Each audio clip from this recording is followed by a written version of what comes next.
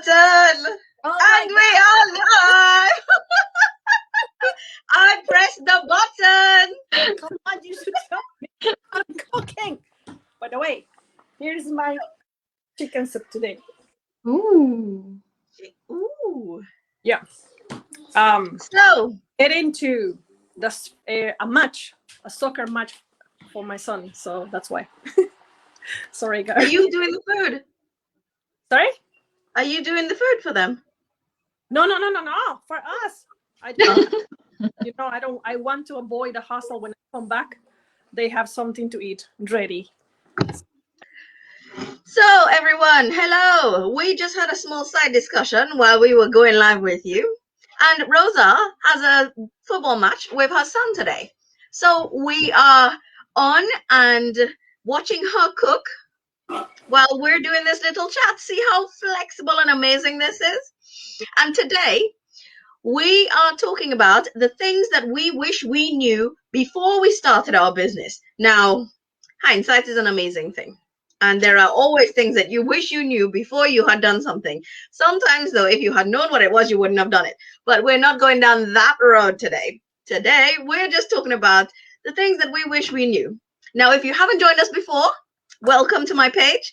My name is Shivani, and these are my colleagues from Ireland, Rosa, and from Canada, Kamitra. So we're talking different time zones and all of that as well. But we all met when we started working online together to give ourselves an extra boost and to give our incomes a massive boost. So today, the things we wish we knew before we became entrepreneurs. Who wants to go first? Because I have a list as long as this, and you know how they don't like me to keep talking. So Quick, Rosa, go. Before, yeah, I think I wish I could learn more about mindset, because this has been a learning on the way, and I feel like everybody is. But if you ask the question, I wish I could know before, like, let's talk about failure. This is a scary word that people are not even, they want, but they are not even there to take that next step in whatever project they have, just because the feeling or the thought, what if I fail? So I wish, at least I gave that step. I gave myself a chance. I am a business owner right now, and I cannot say that I haven't failed. I have. So I wish I could know that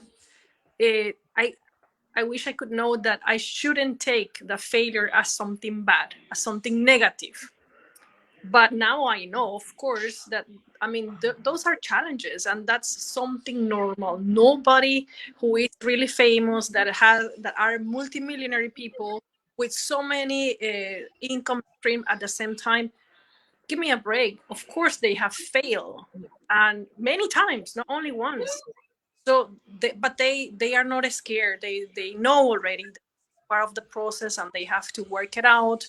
So I wish I could know that. So because if I knew this before, I would be more. At that moment that I had those challenges, I wouldn't feel like Yeah, you wouldn't have been so hard on yourself all the time, yeah. because you take those failures or like personal.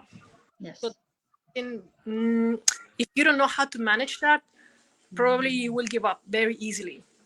So yeah, but it's good that I know now, and that is not stopping me anymore.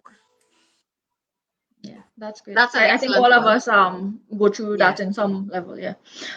Something for so you guys know that I was in the corporate world for 10 years before I decided to do this, right? And one of the things in my particular work I realized is my boss always wanted to see me present, right? As in, I always had to be behind a desk. Didn't matter what I was doing behind the desk, right? I had to just be by the desk, right? And bums on seats. yeah, and that made me think or believe that I had to always be working. I always had to be doing something, right? And when I came into this, something I learned is effort is actually not proportional to results, right? In the corporate world, you literally have a checklist. You do the checklist and you get paid, right? And the truth is, it doesn't matter how the results of the checklist come out once you do it, right? Because the the company absorbs all of those things if it goes bad, right? But here I thought, well, you know what, at the end of the day, you have your checklist of the things to do, so you do it, and then bam, everything's supposed to just automatically work.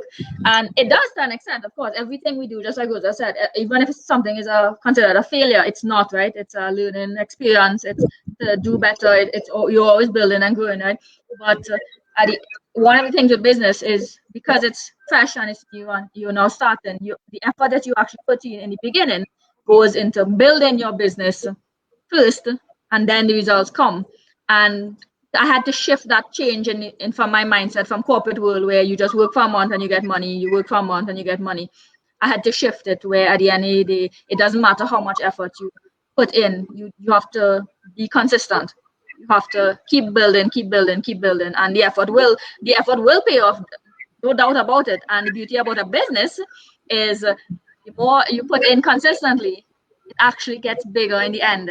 So it might, yes, the result might start off small and you might feel like, oh my God, I'm putting in so much and not really getting in what I think I should. But once you stick with it, it flips. Yes. And then the result starts to get bigger for the less amount of work you've done because you took the time in the beginning to build your business.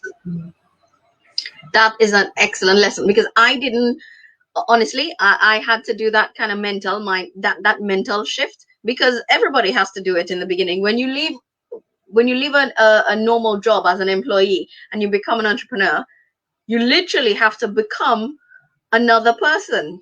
And that brings me to my point.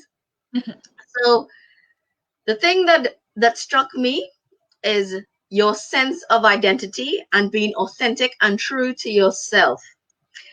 When I was an employee, I was my job title. Hello, I am ABC, because that's what you do, isn't it? You incorporate that for like 8 hours of the day or however much, 8 hours of the day you sleep, 8-ish hours of the day you are at work, maybe 9 when you add in all the commutes, maybe even 10. And then there's a piece of the day that you're at home. For most of the day you're at work. You become that person at work. Subconsciously, unconsciously, you do it. Don't anybody who says they haven't. And then when you become an entrepreneur, you have, this is something that I personally had to navigate when I switched roles. You have to become who you actually are. And it's a weird thing, but I actually didn't know who I was. And I mean, like, I know who I was, but I didn't know who I was. And finding who that person was a journey as well. And it's not, the thing that exactly what you just said there, it wasn't something great and magical. I just had to be consistent at it. And it really was not something complex. I had to really keep it simple. And you know that phrase, kids, keep it simple? Well, I'm not going to say the last S, but it's keep it simple, Shivani. And that, I think, would have been really, I would have loved to have known that, who I really am. And I didn't even bargain on any of that when I became an entrepreneur. I just kind of thought you rock up in this thing and you make magic. Money, exactly.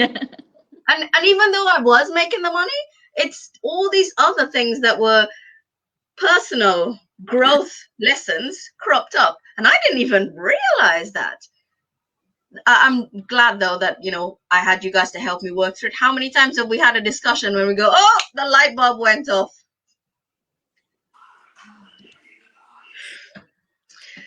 So if we keep it short today, things we wish we knew before we started our business. Oh, before we recap, hi Esther, thank you for joining us. She's been messaging, commenting as we're going.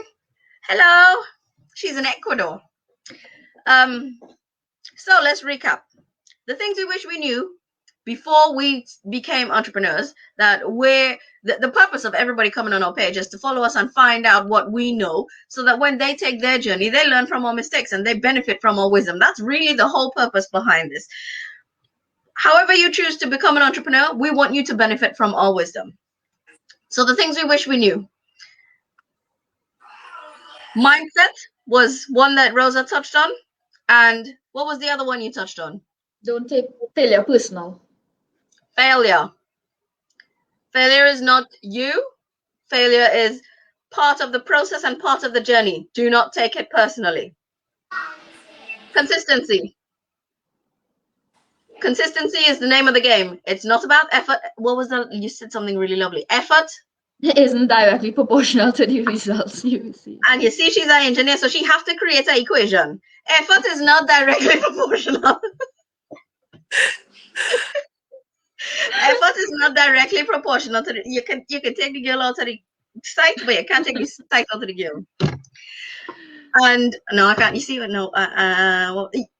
What was the other thing? Find yourself. Be authentic and true to yourself. Figure out who that is, and that's really an important step all of us do as we mature, as we grow older. But you don't realize the impact it has on your business when you are true to yourself and you're authentic and you figure out what you really like and what you really are. That makes magic. So thank you so much for joining us today. We're keeping it super simple and short and sweet today. We will. Today is Tuesday. Well, yeah. I almost. Today is Tuesday. What do we do on the Tuesday? We have a session, webinar.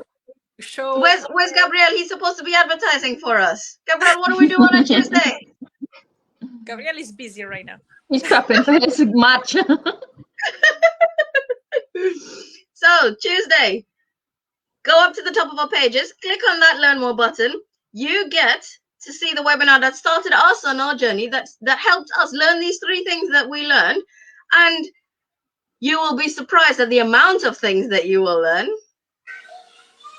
Come on, join us. We'll see you on the inside. Bye. Bye.